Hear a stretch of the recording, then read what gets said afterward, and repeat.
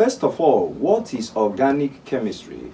The recent and the correct definition of organic chemistry is that organic chemistry is the chemistry of carbon compounds. In other words, the mainstay of organic compounds. So the first member is CH4. The second member will probably be CH4 plus CH2, which is C2H, is the term homologous series. Homologous series. So what is a homologous series? A homologous series is a family of organic compounds.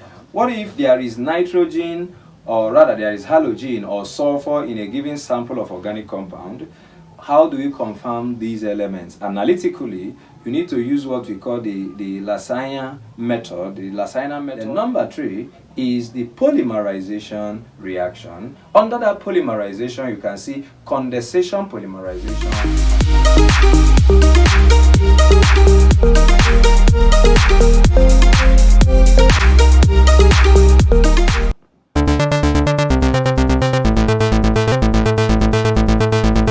Welcome once again. Today I'll give you the foundations of organic chemistry. I will lay the strong foundation for you for both beginners and advanced learners.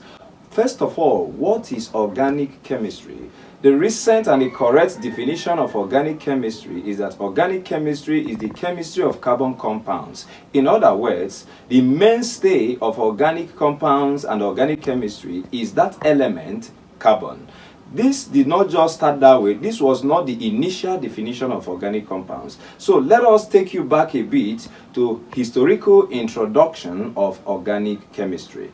First of all, most organic compounds such as starch, sugar, ethanol, resin, balsam were all known as early as the early humans started developing. Humans started using this, but not much is known about the chemistry of these compounds, and nobody have taken note of these compounds, trying to classify them based on their source or their chemical nature. Rather, humans use it. But this was broken around 1675 when Lemry published his famous publication called the Coup de Chimie. The Coup de Chimie was published in 1675 to classify all the compounds into 3. So Lemry told us there are 3 classes of compounds, which are mineral, vegetable, and animal. In mineral, he means other compounds that are not from plants and animal. Compounds that are not from plants and animal. That is, compounds that are not from living things. Then the other 2, vegetable, are compounds that come from plants, while animals are those compounds that come from animals. This classification was quickly and generally accepted as of then. Then they started imagining that all the compounds belong into 3 groups at then, but Lavoisier, with time around 1784, was able to discover that most compounds from vegetable and animal, that is, compounds from plants and animal, contained at least hydrogen and carbon. That carbon and hydrogen are always constant in most of these compounds.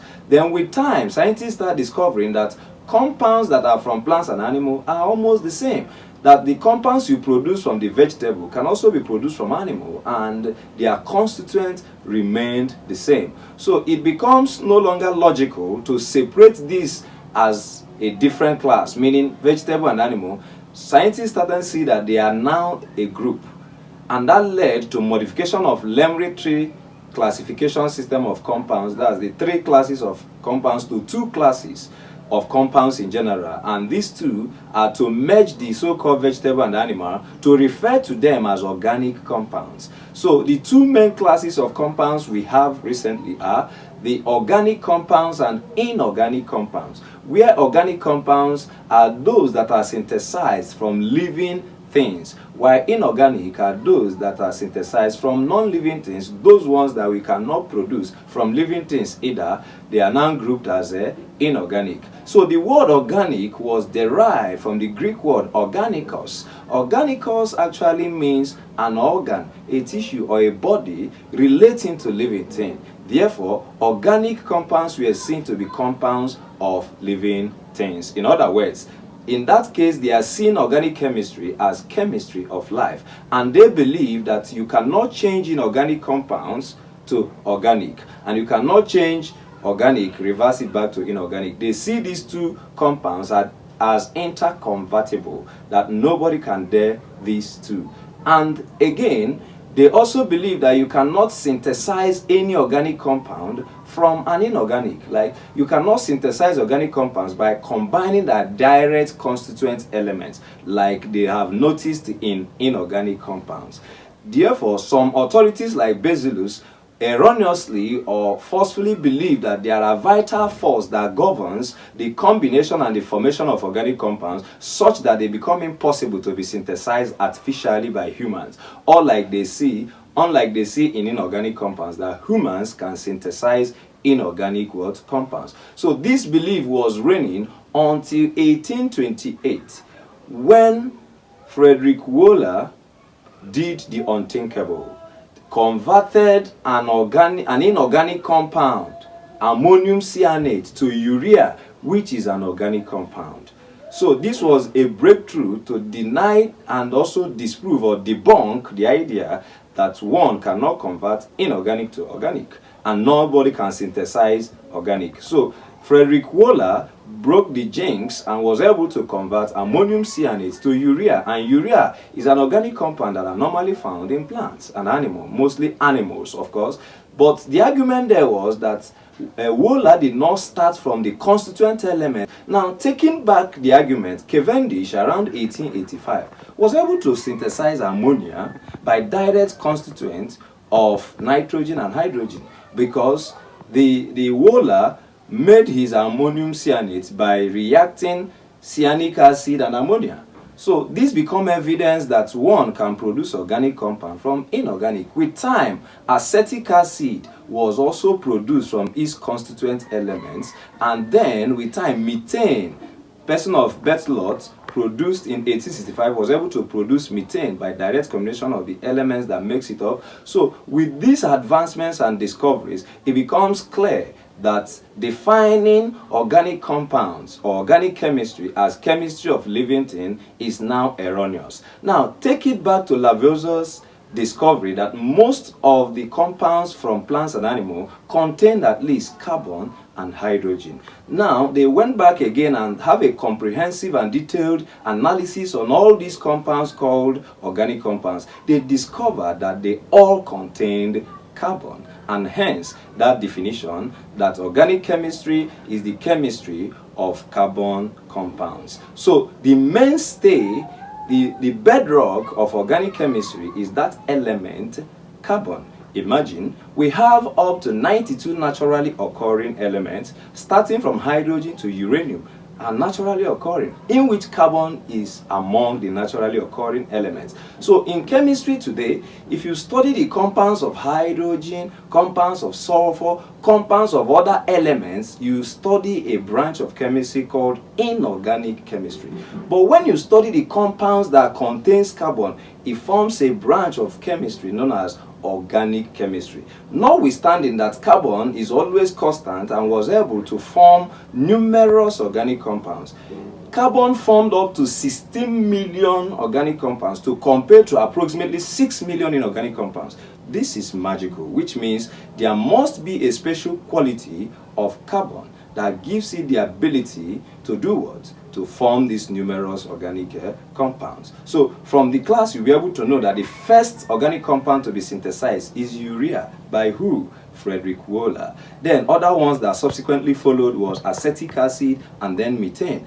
Today, we can produce ethene by the action of water, which is inorganic compound, on calcium dicarbide, aluminium carbide. When you react it with water, gives you methane. So it is now too obvious. Now, back to where I am before I jump into trying to assess if you're understanding what I am teaching actually. We are discussing the ability of carbon to form numerous organic compounds. Why will carbon form more than ×3 of what all other elements can join together form? That means there is a special quality of carbon. Now, we are going to see the properties of carbon that enables it form various organic compounds, that is, numerous organic compounds. Number one, ability of carbon atoms to catenate. Did I hear you say catenation? Number one, ability of carbon atoms to catenate. What is catenation? Catenation is the ability of atoms of the same element to link together, to join together, to form chains, to form long chains, which might be branched, straight, or ring chains of the same atom. Carbon have the highest ability to catenate, to connect with one another, that is to link up. One carbon holds the other, They can hold up to 100 carbons, thousands of carbons. Carbon is not the only element that can catenate.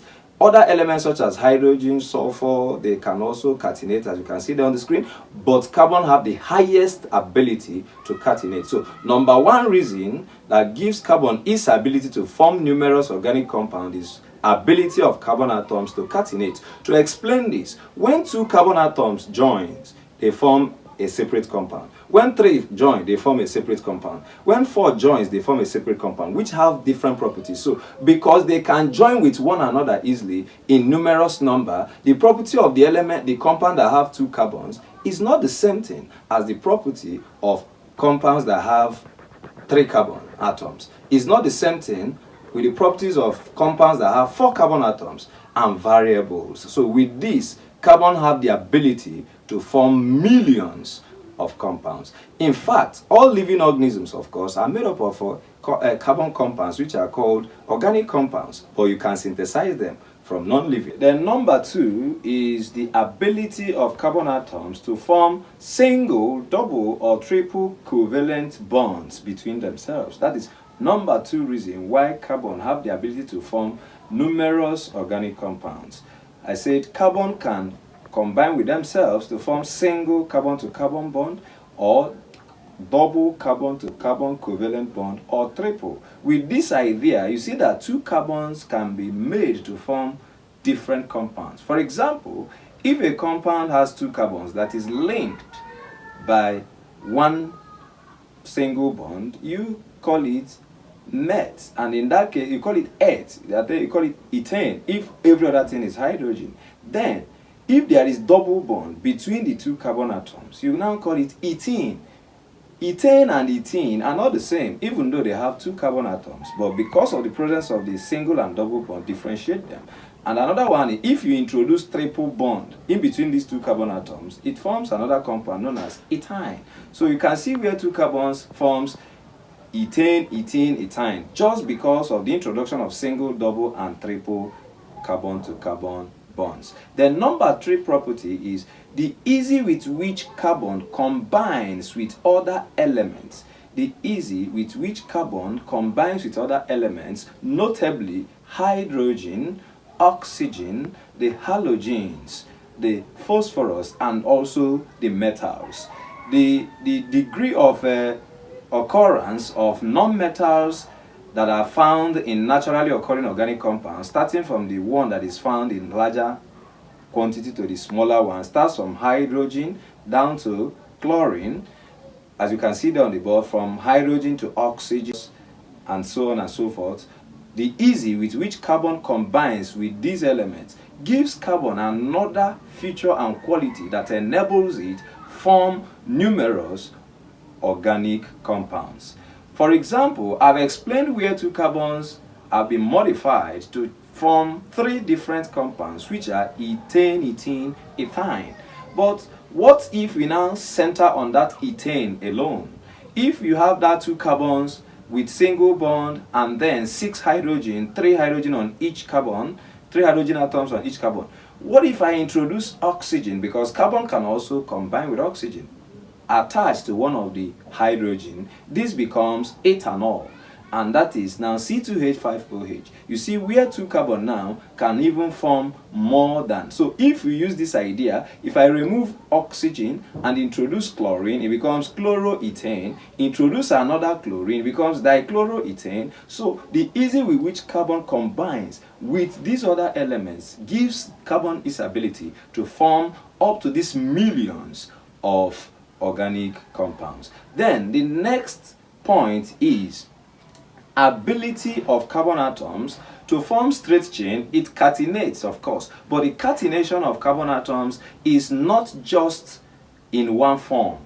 it catenates in different form. The catenation can come in form of straight chain, it can come in form of branched chain, it can come in form of ring chain, as in aromatic compounds. So in the ring form of it, where we see the benzene as the archetypal compounds, it forms another group of compounds known as the aromatics, of course. So carbon ability to form straight chain, branch chain, and ring carbon chain also gives carbon the ability to form numerous organic compounds. Now, with these points that I've raised, it is now clear why carbon forms up to 16 or 12 million of organic compounds. Now, let us study further to ask ourselves, why will carbon exhibit these abilities? What gives carbon the ability to catenate, to form triple covalent bond, combine with other elements easily, branch chain, straight chain? So these qualities are mainly focused on the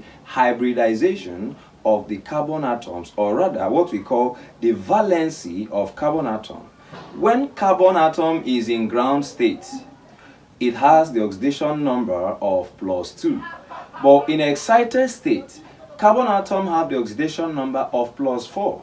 In all organic compounds, the oxidation number of carbon atom is +4, and hence carbon exhibits tetravalency in all organic compounds. That's one thing. Tetravalency of carbon in excited state gives carbon its ability to catenate, to combine with other elements, to form 4 covalent bonds. One might be hybridized, one might be unhybridized, one might be pi, one might be sigma bonds. But what matters is that one carbon have the ability to connect to 4 monovalent atoms, such as hydrogen. So one carbon have the ability to connect to 4 hydrogen atoms. Why? Because in excited state, carbon exhibits tetravalency, meaning the valence of carbon in all organic compounds is +4.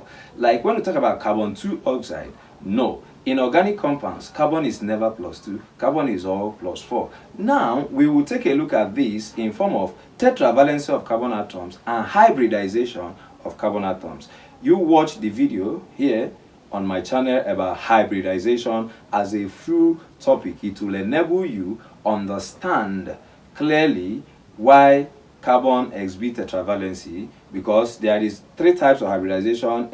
For carbon, common for carbon in carbon compounds, the sp hybridization, the sp2, and the sp3 hybridization. So carbon ability to exhibit tetravalency and also to hybridize gives it the ability to also form numerous organic compounds. Next, let us even look at our surrounding, my dear. Do you know of any organic compound within your home? As we are talking about them being millions and numerous everywhere, let me bring it to your doorstep. What are the common examples of organic compounds? Like I mentioned earlier, starch, which we all know. All the classes of food, mainly carbohydrates, protein, and also lipids. These are organic compounds. And then inside you, the hormones, the enzymes, are composed mainly of organic compounds. So when you eat protein, you are eating an organic compound. At home, when you bathe, you use soap for bathing. Soap is an organic compound, though it's a salt. Common one is the sodium hexadecanoate and also sodium octadecanoate, known as sodium citrate. These are all organic compounds. Come to the automobiles. The fuel or the source of energy to automobiles are exactly organic compounds. Kerosene, petrol, diesel, mention them. They are all organic compounds. Ethanol, they are all organic compounds. So if you are eating meat at home, you are enjoying organic compound. What about sugar? You used to drink your tea. Even the tea itself, these are all organic compounds. So with this idea, you can now imagine the type of molecules, the biochemical substances and compounds in your body. We talk about hormones, we talk about enzymes. There are numerous enzymes, there are numerous hormones. Therefore, only you alone can contain up to 1 million or more than millions of organic compounds. Not to talk of when you now visit some other living organisms. So, organic compounds are not far-fetched from us. They are within our reach. Even the red oil you eat, I've mentioned it, fat and oil. Okay, let us now see the general properties of organic compounds. The general properties of organic compounds, what are those things we use to know them generalized? Number 1, They are formed by covalent combination, meaning organic compounds are covalent in nature. They are covalent in nature, rather, that is, they are formed by covalent combination. Now, number 2, they are generally non-polar. They are generally non-polar, unlike water. When we talk about non-polar, they have the same end of the same charge because of the electronegativity value of hydrocarbons, or electronegativity value of carbon itself is electronegative. And hydrogen, which is the second most abundant after carbon in all organic compounds, is also electronegative. So their electronegativity values are close, and therefore the compounds they will form will be covalent. In that case, and they are non-polar, and they don't dissolve in polar solvents, which takes us to another fact. Number 3, organic compounds are generally insoluble in water. They don't dissolve in water because they are non-polar. But there are a few exceptions to this. For example, those compounds that have extremely highly electronegative atom combined with the electropositive, it is going to act to be polar in the sense that it will dissolve or mix well with water. For example, soap is an organic compound but dissolves in water. If your soap don't dissolve in water, you can't bath. You will find it difficult to use it to bathe well. In other words, soap has sodium or potassium ion, which is positive, making the hydrocarbon chain or the carboxyl chain to look negative. Because of this positive and negative, they now tend to be polar. Therefore, soap is polar, and it will dissolve in water because of that highly electropositive metal that is attached. So soap dissolves in water because it's polar. Sodium ethanoate is also soluble in water because of that positive metal. So those organic compounds that contains highly electropositive elements, that's the metallic elements, tend to dissolve in water because the presence of the metallic ion makes them polar, and therefore they will dissolve in water, which are polar, which is a polar solvent. Water is polar because of the dipole-dipole attraction, or the electron withdrawing ability of the oxygen inside H2O. The H2O there, the oxygen attracts the electron more than the hydrogen, therefore the oxygen is now acting to be electronegative, while hydrogen is acting to be electropositive because it has lesser control over the shared pair. In this case, you can now say that water is polar and will only dissolve polar solutes such as sodium chloride. Another exception to this solubility is if there is any organic compound that contains hydroxyl ion. Commonly, the group of organic compounds called the alkanols. The alkanols generally dissolve in water, though they have different degrees of solubility in water. But what matters is that the presence of hydroxy group, the OH, makes them soluble in water because the OH is highly electronegative, which now renders the alkyl chain, that's the alkyl group, positive because the OH is more electronegative. So ethanol is miscible with water. 1, because it is polar in nature, because of the presence of the strong hydrogen bond. Yes, because of the presence of the strong hydrogen bond introduced by the presence of OH, alkanols can dissolve in water because the hydrogen bond gives them the polarity. Then, the next factor is that organic compounds generally have low melting point and low boiling point. In chemistry, covalent compounds generally have low melting point and low boiling point. And since majority of the organic compounds are covalent compounds, definitely organic compounds will have low melting point and low boiling point. There are a few exceptions to this, just like I explained in terms of solubility. The same factor affecting solubility in water can also affect the melting and the boiling points of some organic compounds. For example, water is inorganic and the boiling point is 100 degrees Celsius. This is relatively high for organic compounds. Take a look at your candle. The candle wax is a hydrocarbon. Definitely, you take a look at this. If you bring it closer to heat, it cannot even reach 40 or 50 degrees, it has started melting.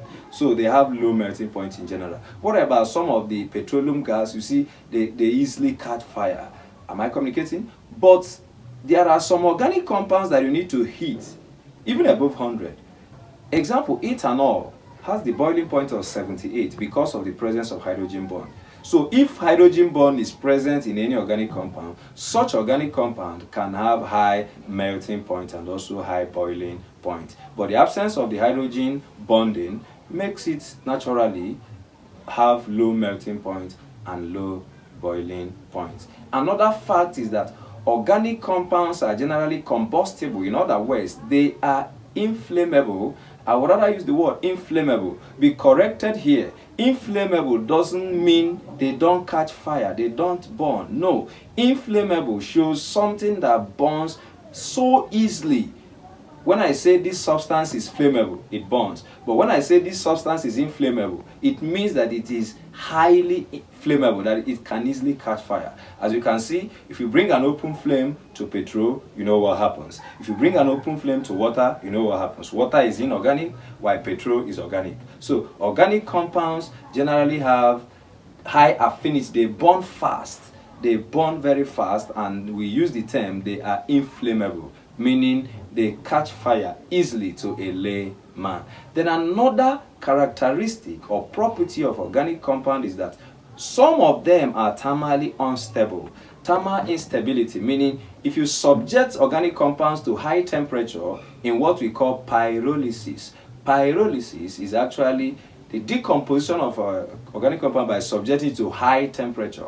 When the compound involved is a hydrocarbon, you can now call it cracking. So cracking is a kind of modified form of pyrolysis. So they are thermally unstable, meaning if you heat organic compounds, they don't remain the same. They don't resist strong heating.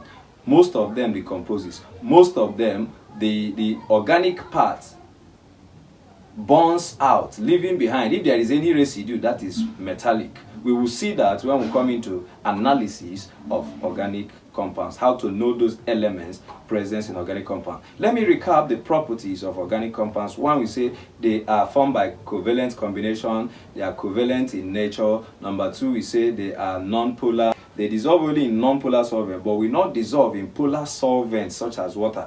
So organic solutes dissolve in non-polar solvents such as kerosene, benzene, but will not dissolve in water, which is a polar solvent. But some will dissolve if they are polar in nature. The presence of highly electropositive ion or the presence of highly electronegative and highly electronegative ion can render some organic compounds soluble in water, such as sodium ethanoate, such as soap used for bathing. They are soluble in water. Even ethanol is soluble. Then thirdly, we said they generally have low melting point and low boiling point because of the fact that they are covalent compounds. Exceptions are those organic compounds that possesses hydrogen bond, such as ethanol. Those of them that have OH, generally called alkanols, they have high boiling points because of the presence of that OH, that hydroxy group. Then thirdly, we say that they are highly flammable, meaning they are inflammable, they easily catch fire.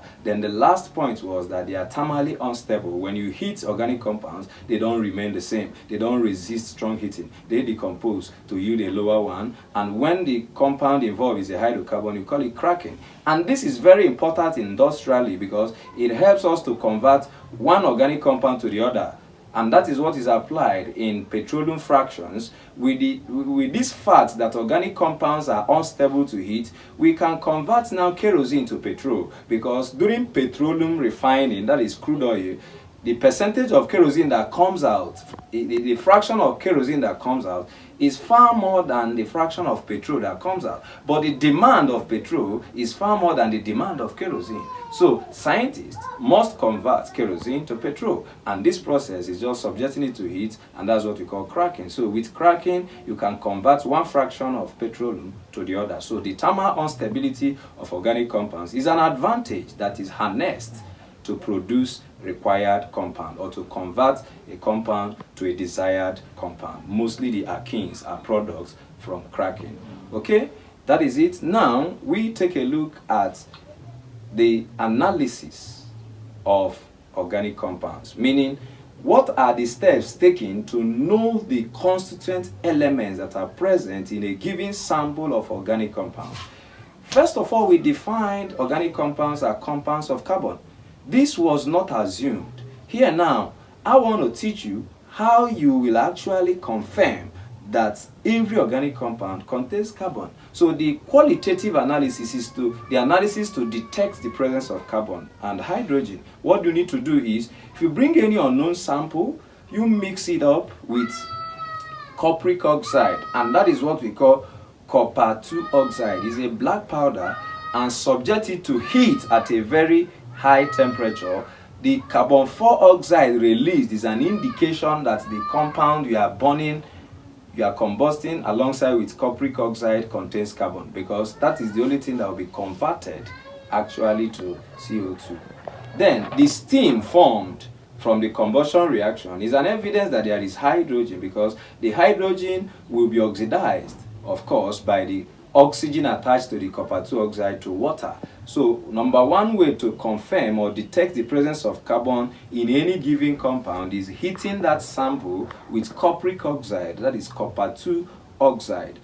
We are looking at the products carbon 4 oxide and steam. How do you confirm the presence of carbon 4 oxide? Using lime water, that is calcium hydroxide solution, which is turned milky in the presence of carbon 4 oxide. We have seen how carbon and hydrogen can be confirmed. What if there is nitrogen, or rather there is halogen or sulfur in a given sample of organic compound? How do we confirm these elements? Analytically, you need to use what we call the Lasagna method. The Lasagna method, what we call the sodium infusion method. In this case, the sample is fused with sodium metal and heated. So if you are this analysis is based on the idea that when you heat it with sodium metal, being fused with sodium metal, sodium being reactive, of course, we react with any sulfur that is present to form sodium sulfide, which we can easily detect under inorganic chemistry analysis. Then any noble gas, any halogen that is present will be converted to halide, such as sodium chloride, sodium fluoride, sodium bromide, sodium iodide. These compounds are easily detected using the normal analytical procedure, normal salt analysis under inorganic chemistry. Then, if there is any so-called, I explained that sulfur is converted to sulfide, then any nitrogen is converted. I didn't explain nitrogen. Nitrogen is actually converted to sodium cyanate. Sodium cyanate can be detected easily. So, heating an unknown sample with sodium metal helps to analyze if such compound contains nitrogen, sulfur, or any halogen. Then phosphorus can also be detected by heating it with fusion mixture. Heating the unknown sample with fusion mixture. Fusion mixtures are actually mixtures that have both potassium salt and sodium salt mixed together. The idea is that the phosphorus will be converted to phosphate salt, which we can easily detect under salt analysis. Endeavor to watch some of the videos here under salt analysis, how these anions and cations, or how these inorganic compounds are analyzed.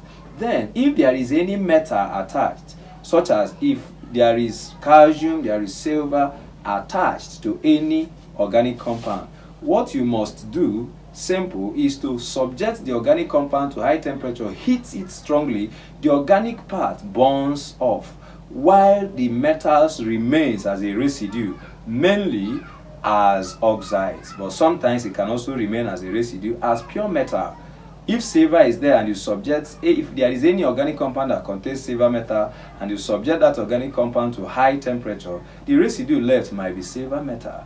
Then some might leave the residue of carbonate, like sodium or potassium carbonate, depending on the constituent. So you can detect the presence of metal by subjecting that sample to a very high temperature. With that, a residue is left behind. Remember, in humus soil, when we talk about humus in a soil, how do you know the percentage of humus in a soil? You heat and roast. When you are roasting, humus is the organic part of a soil, so the organic content. So the roasting will make them burn off, leaving behind a residue, which is now actually the pure sand without humus. The same thing is applicable here under the analytical procedure to indicate if a metal is present. So to indicate if carbon is present, what do you need? You need cupric oxide. To indicate if sulfur, nitrogen, or a halogen is present, you use the Lasana method, that is heating it with fusing and heating it with sodium metal. Then if you need to confirm phosphorus, you need to heat it with fused mixture of potassium and sodium salt.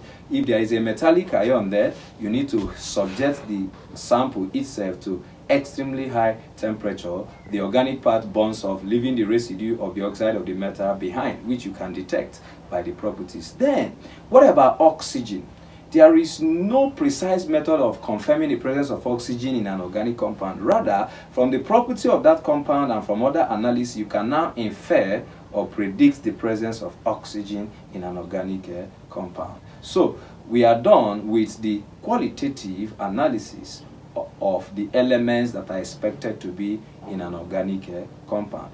Let us now see the general properties, or rather, let us see now, we're going to focus on the general chemical reactions and the terminologies or concepts used in organic chemistry, a kind of concepts and types of reaction that organic compounds undergoes. So, first of all, the terminology very common in organic chemistry is the term homologous series. Homologous series. So, what is a homologous series? A homologous series is a family of organic compounds that follows a regular structural pattern in which successive members differ in their molecular formula by a methylene group, that is CH2, or differ in their molecular weight by 14.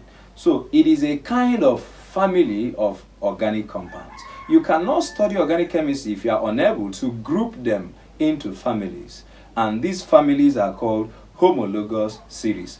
Now, what are the characteristics of homologous series? Number one, they share general molecular formula. For example, alkanes share the general molecular formula of CnH2n plus 2, where n is greater than or equal to 1, meaning n will start from 1 and above.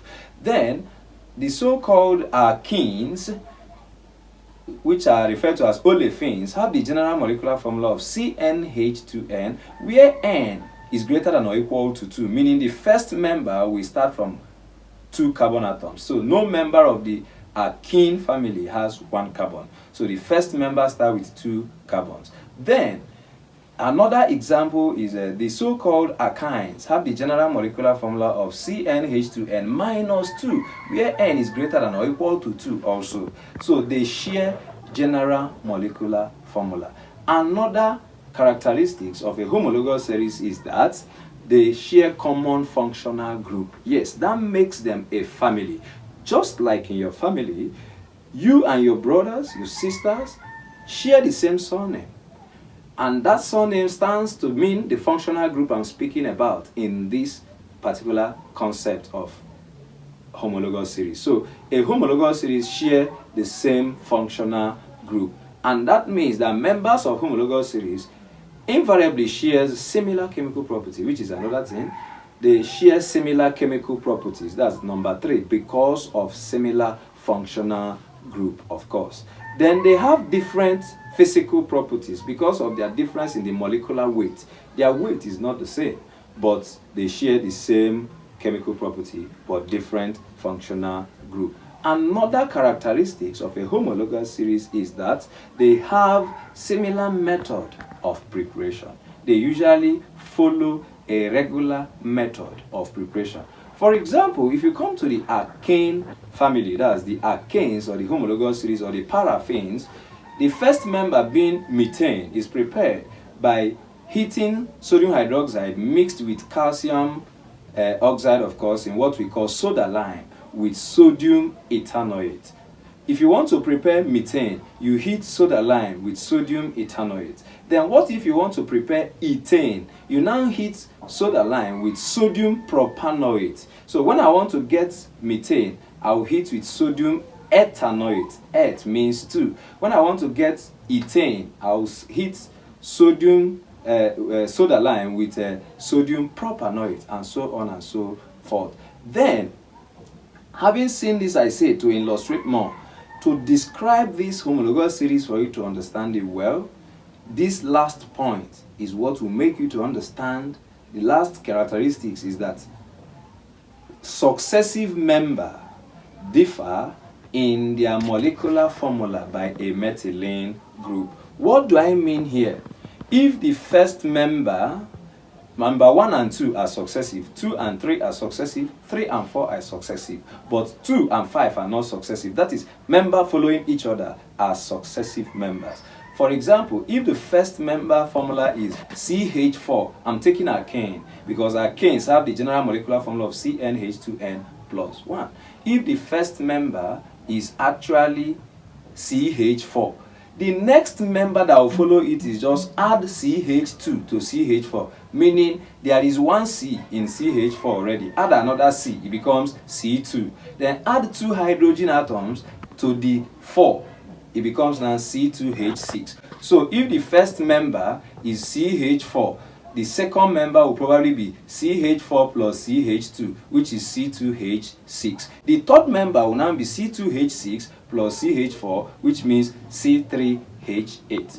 That is the order in which they vary as far as they are successive. So that is it for homologous series. Another term we use in organic chemistry, another concept, is what I mentioned while describing the homologous series, known as functional group.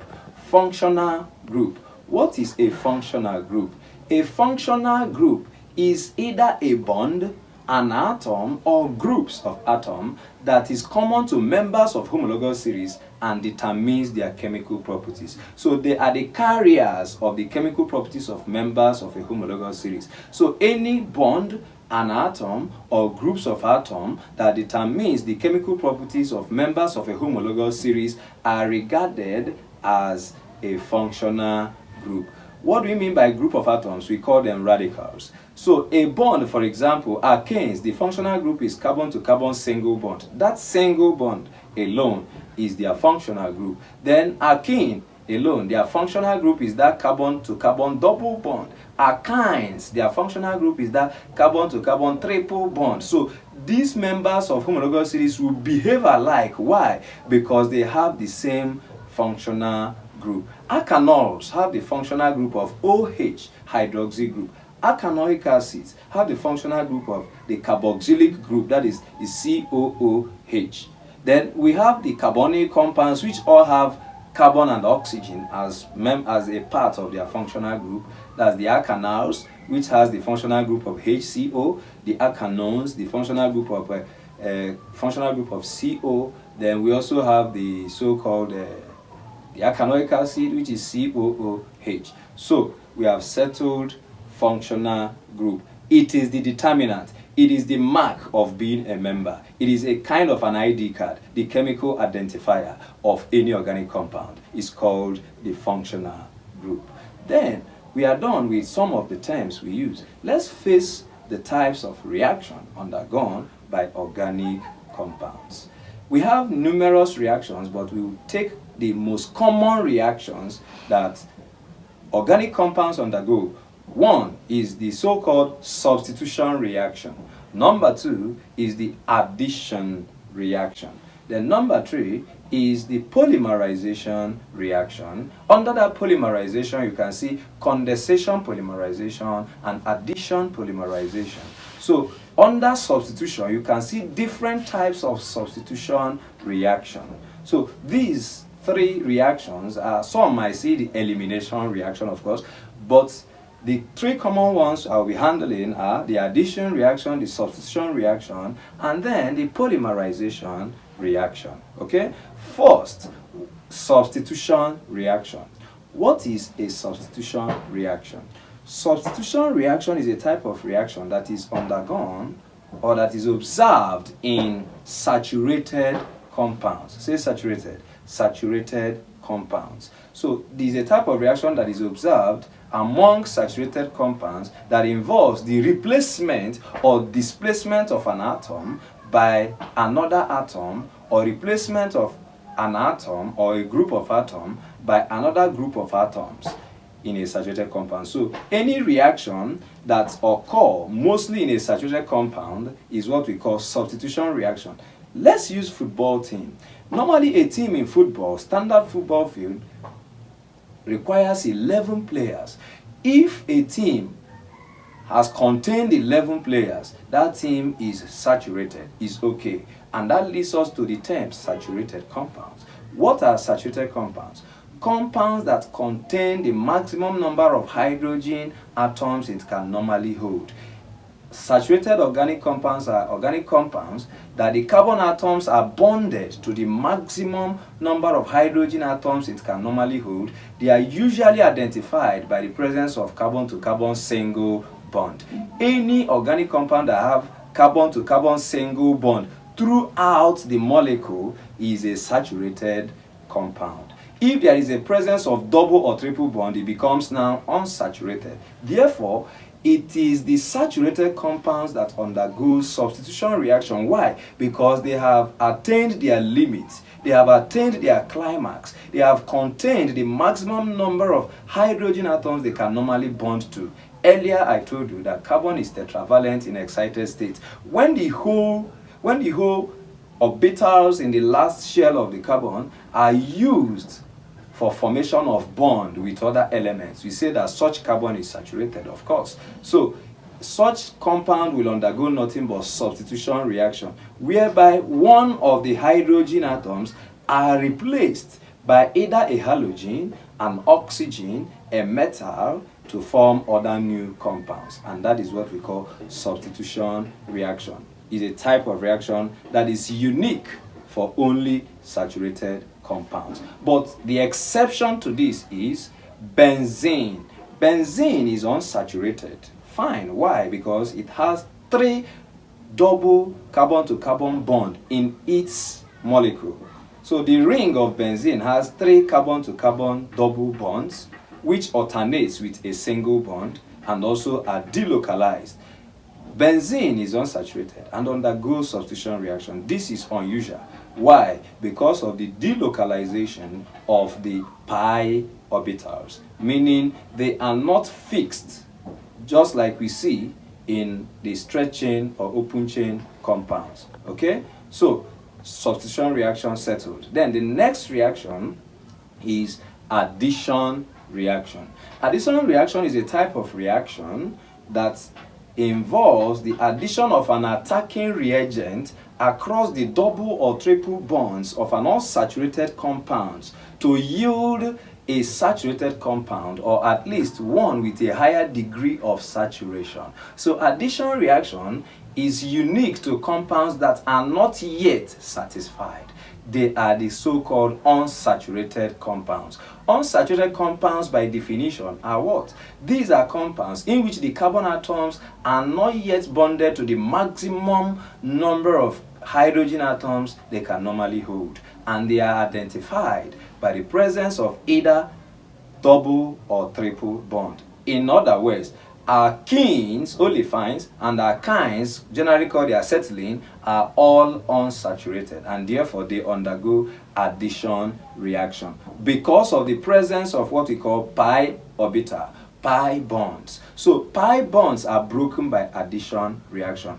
Any molecule that have what we call pi bonds or pi electrons undergoes addition reaction. But any molecule that lacks pi electrons but have only the sigma orbitals or the sigma bonds, which are very strong bonds, they don't undergo addition reaction, which means alkanes lacks pi orbitals or pi bonds, and that is why they don't undergo addition, because they are saturated. So the bond broken by addition reaction is the pi bond, which is a weak bond, or the pi orbitals, of course. So addition reaction is observed among any organic compound that possesses a double or a triple bond, and we refer to them as unsaturated.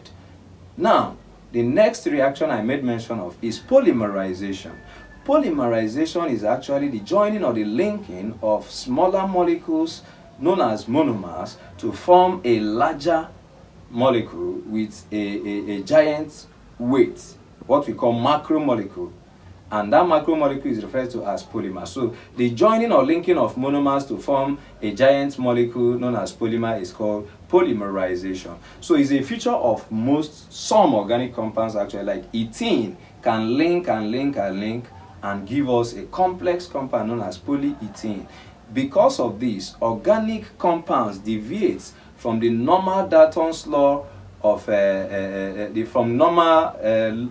Dalton's atomic theory, which says that when atoms combine, they do so in simple ratio to one another, meaning when balancing equation you use simple numbers such as 2, 5, but when you come to polymerization, thousands of molecules join, 5,000 of molecules join to form a giant molecule. So polymerization deviates from normal Dalton's atomic theory, which says that when atoms combine, they do so in simple ratio.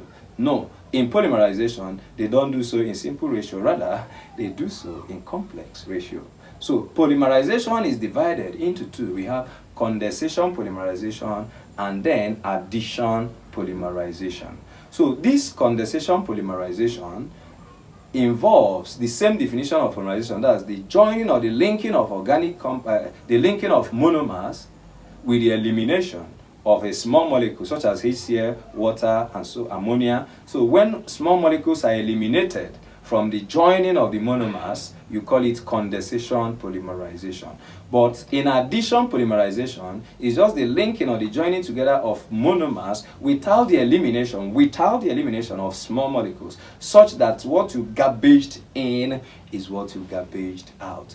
Remember that you are on with Her Majesty Easy World Science Channel. I cannot do without you. If you are enjoying this class, what do? Spread the light. Please, I beg you, and I plead with you, please, to subscribe and also share this video with your colleagues and your friends. Spread the light. We also need your sponsorship. In case you are looking for a way to equip your laboratory, Her Majesty Easy World Science Channel is the ideal company that will help you equip your laboratory. Most things I sell, I test their quality. Some I produce them myself. Some scientific tables, such as periodic table, I have designed a unique periodic table which contains more information than any other table you can find, so you can buy from the Easy World of Science. If you are really enjoying this, please subscribe and share. Thank you for watching. Bye for now.